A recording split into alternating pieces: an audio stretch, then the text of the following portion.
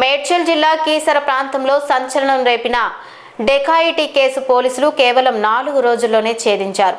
Grinder వంటి private యాప్లను వేదికగా చేసుకుని పరిచయాలు పెంచుకుంటూ అమాయకులను లక్ష్యంగా చేసుకున్న ఈ గ్యాంగ్ దోపిడీలకు పాల్పడినట్లు పోలీసులు వెల్లడించారు.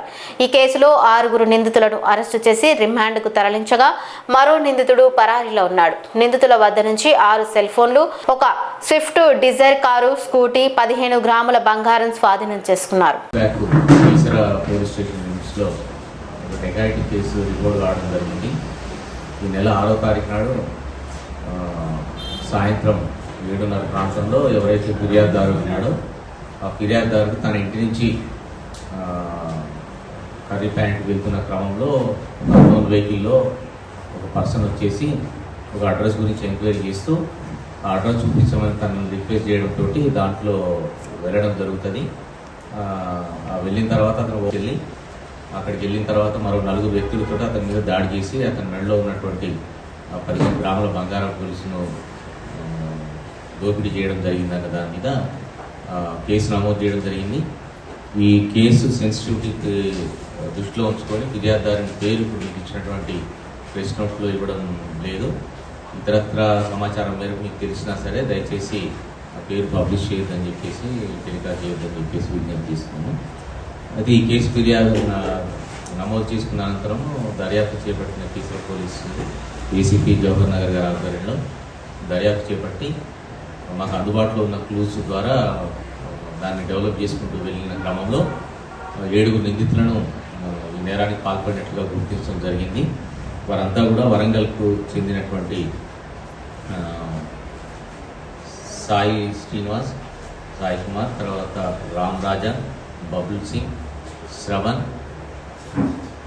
సాయి తేజ, ఎం పవన్ కళ్యాణ్, సిహెచ్ పవన్ కళ్యాణ్ అనే 7 వ్యక్తులు కూడా ఈ నేరానికి పాల్పడినట్టుగా గుర్తించడం జరిగింది. దీనిలో ఈరోజు 6 నిందితులను పట్టుకోవడం జరిగింది. పరారీలో ఉన్న మరొక నిందితులు కూడా త్వరలోనే పట్టుకొని రిమాండ్ చేయడం జరుగుతుంది. ఈ కేసు పూర్వాపరాలను దర్యాప్తు చేసిన క్రమంలో వీళ్ళు ఎవరైతే నిందితులు ఉన్నారో వాళ్ళ నేరానికి పాల్పడ్డ తీరులో సోషల్ మీడియా ప్లాట్ఫామ్స్ను వాళ్ళు దీనికి యూజ్ చేసుకోవడం జరిగింది. ప్రత్యేకించి దీంట్లో ఉన్న విషయం ఏంటంటే ఏదైతే సోషల్ మీడియా ప్లాట్ఫామ్స్ ఈ రోజుల్లో సెక్సువల్ రిలేషన్స్కి సంబంధించి విస్తృతమైనటువంటి అప్లికేషన్లు అందుబాటులో ఉన్నవి. దాంట్లో కూడా ఒకటి అంతర్జాతీయంగా అందుబాటులో ఉన్నటువంటి గ్రైండర్ అనే అప్లికేషన్ ద్వారా ఈ నిందితులు ఎవరైతే ఉన్నారో వాళ్ళు సేమ్ జెండర్, పురుషుల్లోనే సేమ్ జెండర్కి సంబంధించిన ఫిజికల్ రిలేషన్ కోరుకునే వ్యక్తులను ఐడెంటిఫై చేయడం జరుగుతుంది. వాళ్ళు ఆ యాప్లోకి వెళ్ళి వాళ్ళు ఎవరైతే ఈ రిలేషన్ కొరకు సెర్చ్ చేస్తున్నారో వాళ్ళని గుర్తించి వాళ్ళకు పరిచయం పెంచుకుంటారు. పరిచయం పెంచుకున్న అనంతరము ఫిజికల్ రిలేషన్ కల్పిస్తామనేటటువంటి అష్యూరెన్స్ తోటి వాళ్ళను పిలిపించుకోవడం జరుగుతుంది.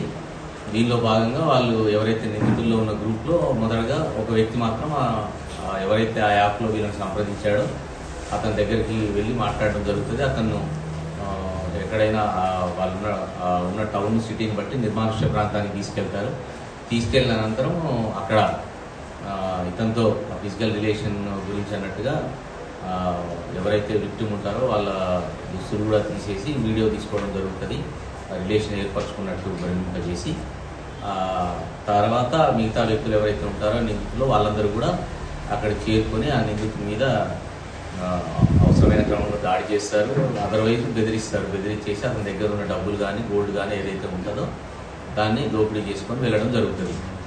సో ఈ ఇష్యూకు ఉన్నటువంటి సున్నితత్వం దృష్ట్యా ఎవరైతే బాధితులు ఉంటారో వాళ్ళు బయటకు వచ్చినాక కూడా మాకు ఇట్లా జరిగిందనేటటువంటి దాంతో పోలీస్ స్టేషన్కి వచ్చి కంప్లైంట్ చేసుకునే అవకాశం తక్కువగా ఉంటుంది. ఎందుకంటే వాళ్ళకే పరువు అనే ఇష్యూ తలెత్తుతుంది. దాంతో ఇటువంటి నేరాలు చాలా ఎక్కువగా కూడా మన నోటీస్కి రాకుండానే పోతున్నాయి. కానీ ఈ విషయంలో మాత్రం ఎవరైతే ఫిర్యాదుదారుడు ఉన్నాడో మాకు వేరే రకంగా ఫిర్యాదు చేయడం జరిగింది.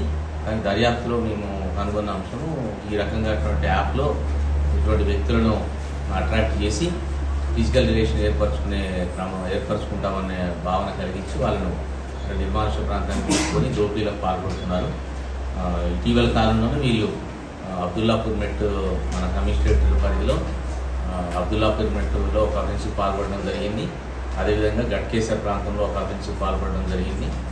థర్డ్ అఫెన్స్ కీసర లిమిట్స్లో చేశారు. దీనికి సంబంధించి అబ్దుల్లాపూర్ మెట్లో కేసు రిజిస్టర్ అయింది. గట్కేసర్కు సంబంధించి ఇంకా బాధితుడు ఎవరనేది ఐడెంటిఫై కాలేదు. అది